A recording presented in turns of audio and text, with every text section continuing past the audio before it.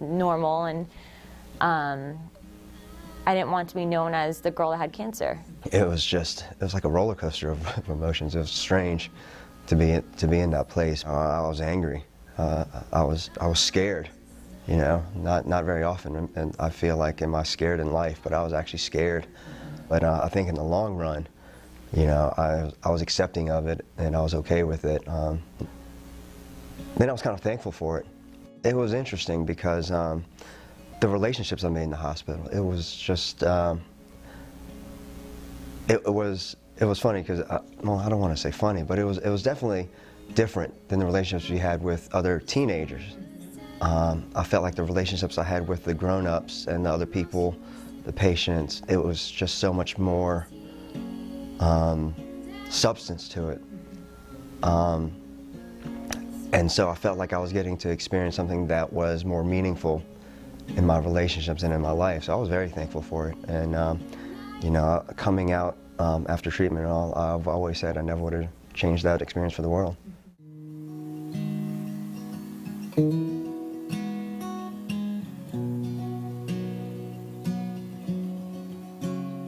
I definitely thought of death when I was going through treatment, or when I first found out that I had cancer, before I knew the success rate of getting people through. I thought about death. I thought I was extremely young at 14 to have an illness that was, you know, possibly life-ending.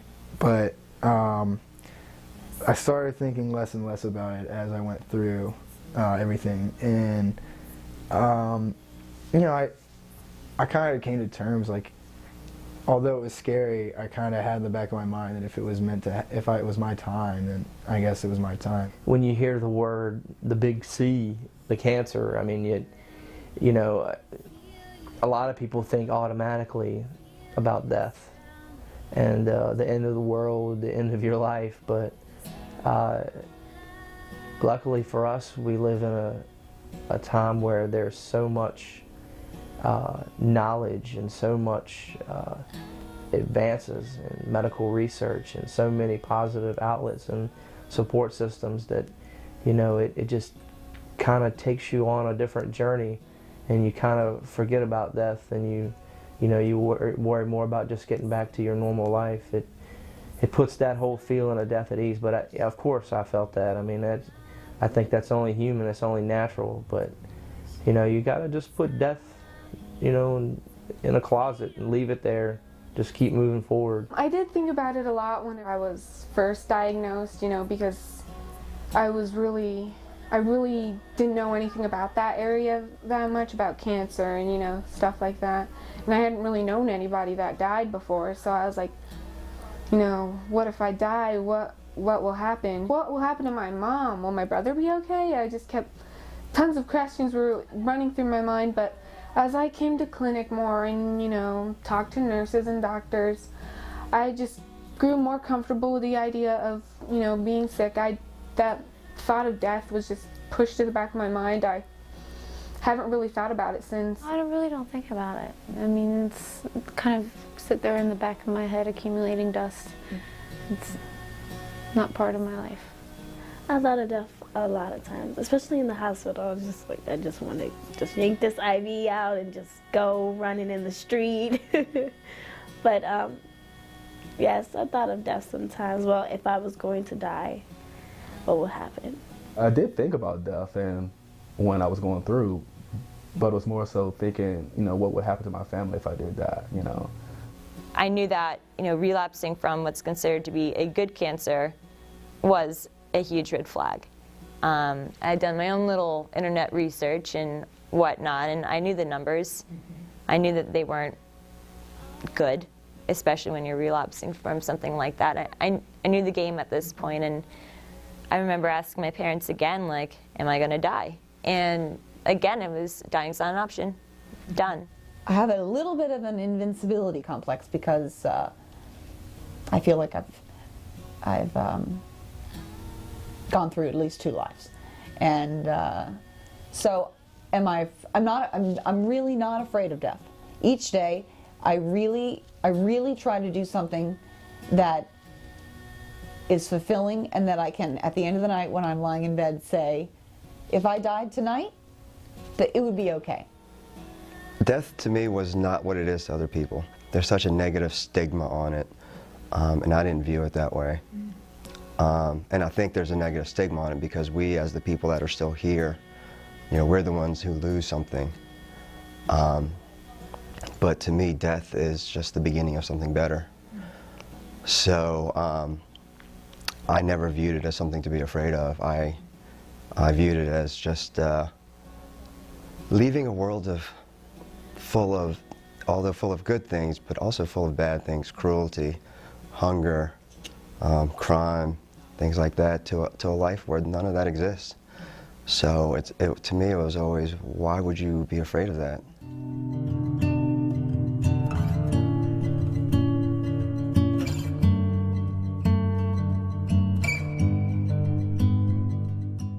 Like I said, I feel myself extremely blessed. I didn't lose any limbs. I didn't have as many complications and side effects that most of the people did. So, in that perspective, I really don't see any challenges per se. I mean, yeah, I lost an eyebrow. I have the eyebrow implants. You look in the mirror sometimes, the face doesn't look symmetrical because the bones stop growing with radiation. Do I look at that as a challenge? No.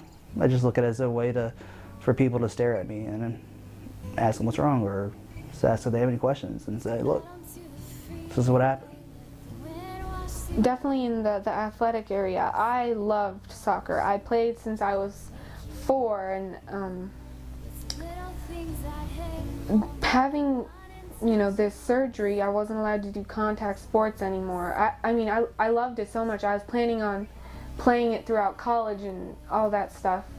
And not just soccer, I wanted to, you know, try out hockey. I wanted to try out rugby. I mean, I'm really a contact sport girl. So when they said that I couldn't do contact sports anymore, I really cried for a very long time about that, because I'm really good at that. I'm much taller than most girls my age. I'm much more muscular than most girls my age. So I totally beasted at those kind of games. So knowing that I won't be able to do some stuff like that anymore makes me definitely more sad. And whenever I think about that, I get like this sudden burst of energy that I feel like I need to let out in a sport like that. It's almost like a longing to do a sport like that, but then, you know, I have to take a step back and ride my bicycle. The physical effects were, the first time around, it was easier for me to bounce back, meaning, you know, I was a really good athlete. Basketball was my main sport. My heart, soul, everything was basketball at that time in my life. Oh, whew.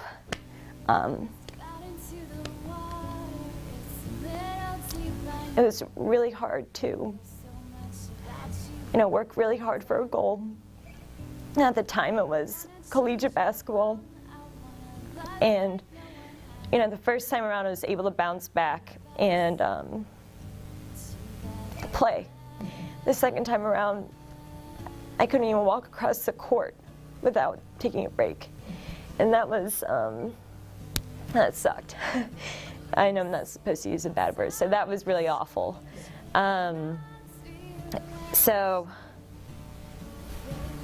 one of the hardest things was readjusting your goals completely, and realizing that it wasn't your fault, and that it was, I mean, there's no way to cover it up or to sugarcoat it or to make it seem like it wasn't that bad. It was awful to, I mean, have dedicated the time that I dedicated, took it as seriously as I took it. I was never the girl in middle school who wore bows in their hair. I was wearing basketball clothes because I wanted to be ready to play basketball right after school. That's all I did. And so that was really hard. That was definitely one of the big challenges. I did develop thyroid cancer 11 years after the transplant due to the radiation, and had a total thyroidectomy about 2 weeks before starting off my freshman year at the University of Virginia. And that was pretty startling. and I pretty much thought I'd left the area of cancer and life-threatening illnesses behind me, and so that was quite a surprise. I was diagnosed within 2 weeks. I had the surgery. 2 weeks later, I was off at school.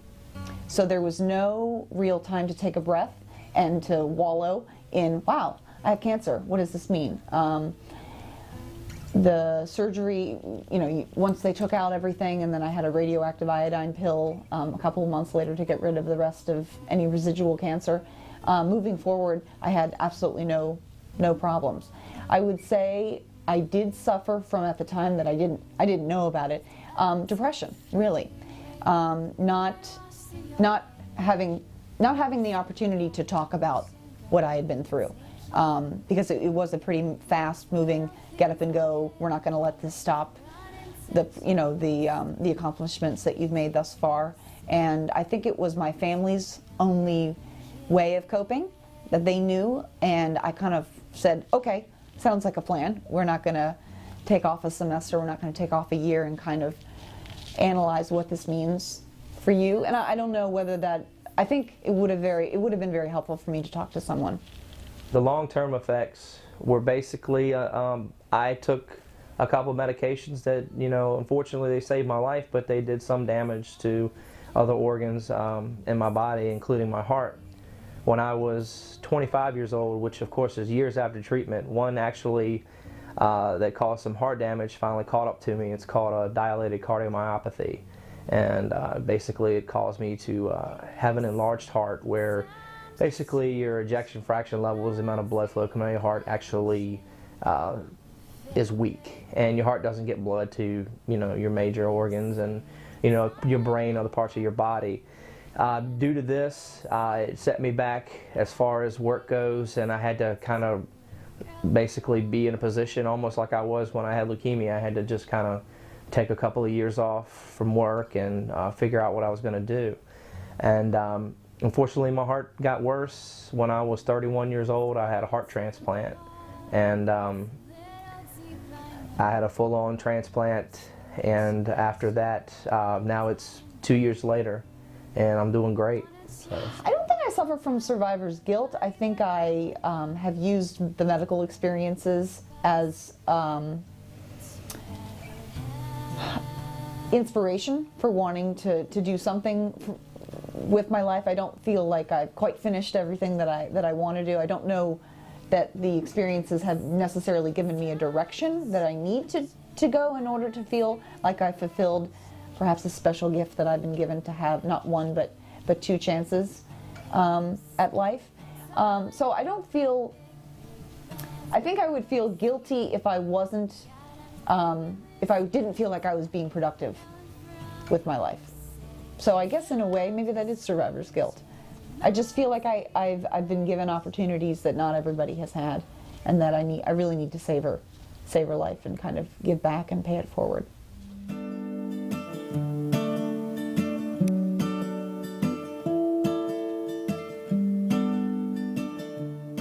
My personal experience with my doctors was great, so I didn't really have this problem, but I've seen it in other cases where doctors don't really take the time to treat patients like people that they are, and everybody's going through something different. So I would say, take the time to maybe explain certain things to them that if they don't understand it, because everybody's very impressionable with how they're going through their experience with cancer, and you have to be sensitive to that. Don't necessarily make assumptions about what the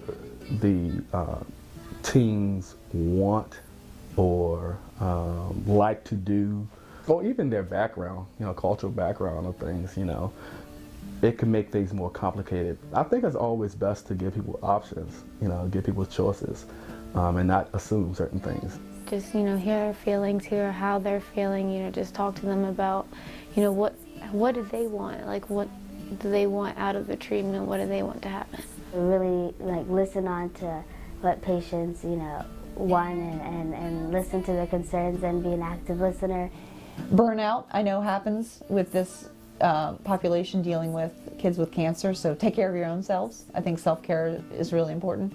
But I can't say enough about the team that I worked with and how positive they were, even during times that weren't positive. I don't really think I could give the medical team any advice. They know what they're doing. Obviously, me still sitting here means they know what they're doing.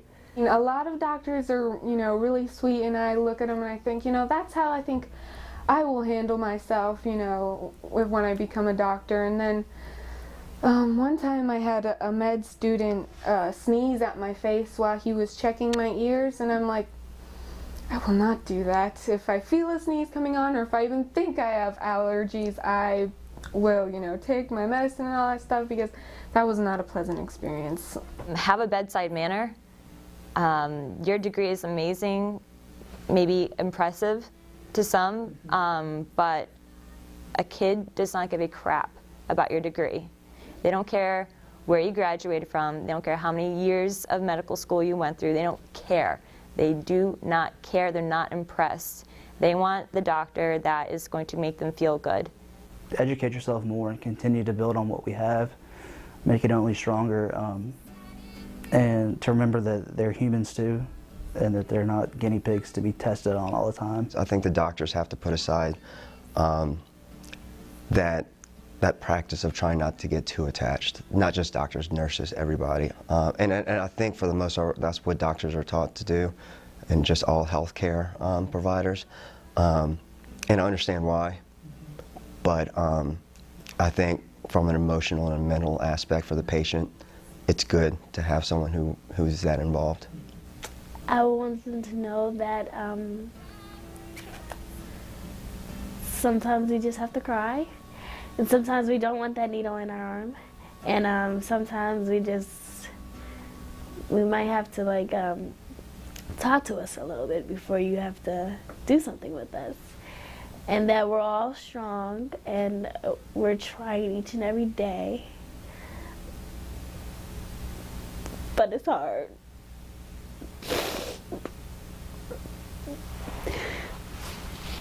And that's it.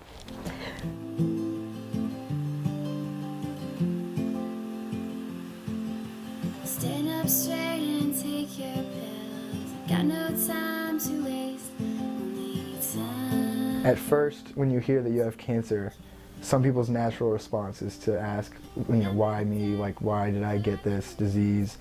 Did I do something wrong almost? The whole time I just felt that things happen for a reason. I've always been that's always been my train of thought, and I think that it made my faith a little stronger actually. I'm still here, so I had to believe that there's a reason for that. When I was first diagnosed, I'd say I probably went to church one day every 3 months or so, but now we go as often as possible, every Sunday and sometimes even every Wednesday. We grew up going to church, still go to church, so we had a good church family, big youth group at church that supported us. If anything, I guess it made it stronger. I've always been raised in a church, so faith was a big part about it. You knew there were people out there praying for you. I would definitely say that my faith got stronger, because I couldn't do very much while I was going through treatment and while I was recovering from surgery. So all I could pretty much do was pray. And praying definitely brought me closer to God, and He revealed some things, and I started realizing, I should appreciate life a little more, because now that it's kind of hanging in the balance a little bit, you really, truly are grateful for the things that you have. It kept me strong. It kept me going, and I think it helped out in so many ways, just from a mental perspective, and I think it helped me go through the treatments a lot easier, because I think the faith kept all the stress and the worry out of my mind, which allowed my body to take care of itself. When I got into the late effects and things I had to go through, it takes a toll on you. I mean, it would take a toll on anybody, but it's you know, like I said, you got to keep that positive attitude and you got to push through it. All in all, now from where I was and to where I am now, I mean, it's definitely stronger. I grew up Catholic, and I went to Catholic school for some time and did CCD and all this other stuff, and then cancer comes around and I am like, I don't believe in God anymore, and I call myself an atheist. I think more than anything, a more appropriate term at that time would have been agnostic for me. I just didn't know. But I was angry, so you know, I was mad at the doctors, I was mad at God. I'm like, if God's such a great guy, then, you know, what the heck is going on? My grandmother and mom, you know, would make us go to church, but I didn't go regularly. And when I did get diagnosed, I started going to church more regularly, and I really enjoyed it. And so I think it strengthened my faith a lot more. It also came with a lot of questions, you know, having gone through treatment and, you know, getting close to other people who've gone through treatment, and having some of those people, you know, not make it through and pass away. That was very challenging, you know.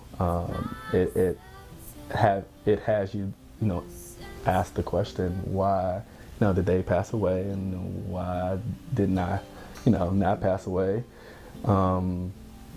Especially when my type of cancer was, you know, quote unquote more serious than some of, you know, my other peers. I credit my mom in I think she taught me how to be resilient, and I kind of picked it up through osmosis. She you know, had a lot to manage. I had 3 siblings as well, and my father was a Marine and off a lot during our childhood, so she kind of had to pick up the pieces and move forward, and so I owe a lot of my resilience to the way she was able to cope with the disease that I had.